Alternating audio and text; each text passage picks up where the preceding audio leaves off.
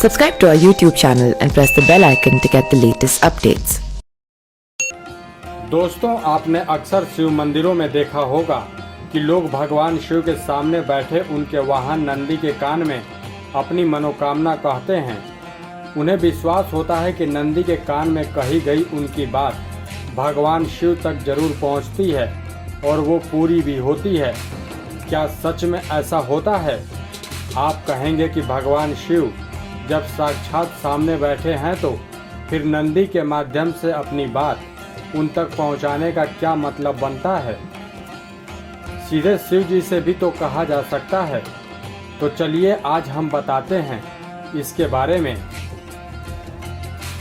बता दें कि नंदी भगवान शिव के प्रमुख गणों में से एक हैं और कहा जाता है कि नंदी पूर्व में शिलाद ऋषि थे जिन्होंने हजारों सालों तक घोर तपस्या करके भगवान शिव को खुश किया और उनसे ये वरदान पाया कि वो हमेशा उनके साथ रहेंगे।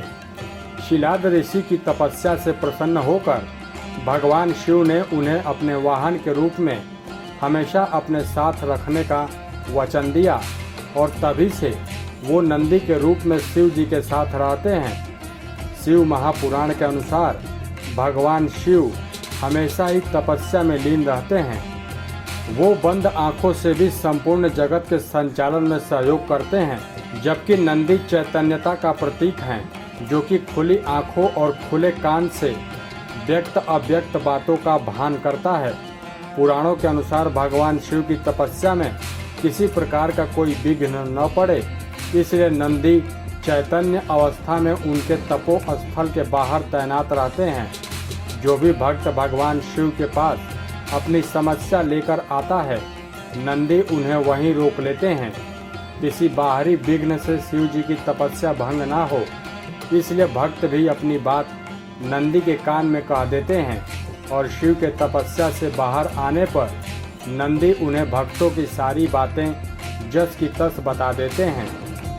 भक्तों को ये भी विश्वास रहता है कि नंदी उनकी बात शिव जी तक पहुंचाने में कोई भेदभाव नहीं करते हैं और वो शिव जी के प्रमुख गण हैं, इसलिए शिव जी भी उनकी बात जरूर मानते हैं।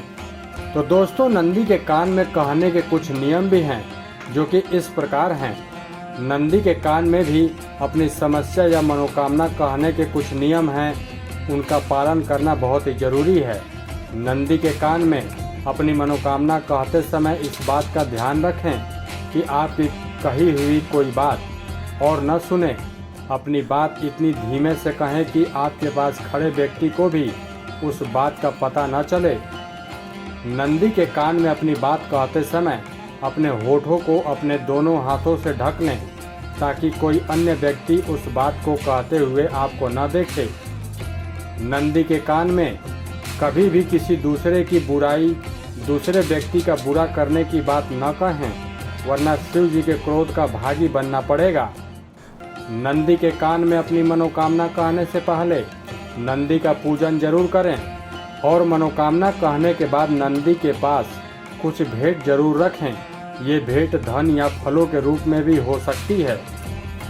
अपनी बात नंदी के किसी भी कान में कही जा सकती है, लेकिन बाएं कान में कहने का अधिक महत्व होता है। तो दोस्तों, आप लोगों को ये वीडियो हमारी कैसी लगी, आप हमें कमेंट करके ज़रूर बताएं। और भी ऐसे ही रोचक जानकारियों को जानने के लिए आप हमारे चैनल अमेजिंग वर्ल्ड को सब्सक्राइब जरूर करें।